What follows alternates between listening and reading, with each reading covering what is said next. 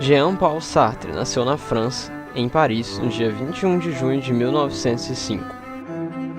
Filho de Anne-Marie Sartre e Jean-Baptiste Sartre, um oficial da Marinha Francesa, que vem a falecer antes mesmo de seu filho completar 2 anos de idade. Órfão de pai, Sartre e sua mãe vão morar na casa de seus avós. Até os 10 anos, Sartre foi educado em casa por seu avô e por alguns preceptores contratados. Quando tinha 12 anos, sua mãe se casa novamente e eles vão morar em La Rochelle.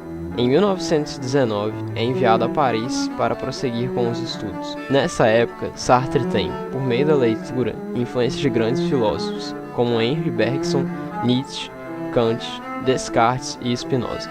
Alguns anos depois, faz o mestrado na Sorbonne, onde conhece Simone de Beauvoir, sua futura companheira. Sartre e Beauvoir nunca formaram um casal monogâmico. Não se casaram e mantinham uma relação aberta. Além da relação amorosa, os dois tinham uma grande afinidade intelectual. Após concluir o curso e ser nomeado professor, Sartre começa seus estudos na fenomenologia, e é nessa época que ele começa a escrever suas primeiras obras filosóficas. Em 1938, Sartre volta a morar em Paris e dar aulas de filosofia. Em 1939, entra na frente de combate na Segunda Guerra Mundial. No ano seguinte, Sartre é preso pelo exército nazista e enviado para um campo de concentração na Alemanha, onde permaneceu por quase 1 ano.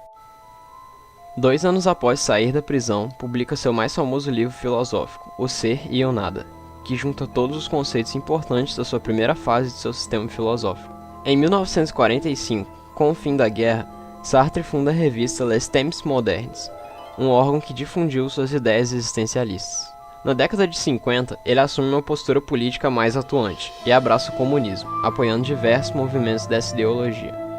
Ainda neste período, Sartre e um de seus admiradores, o intelectual Frantz Fanon, tornam-se juntos importantes figuras na disseminação do pensamento anticolonial.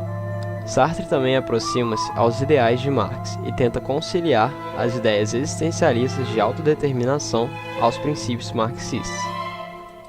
Em 1965, recusa o Prêmio Nobel de Literatura, pois, segundo ele, nenhum escritor pode ser transformado em instituição.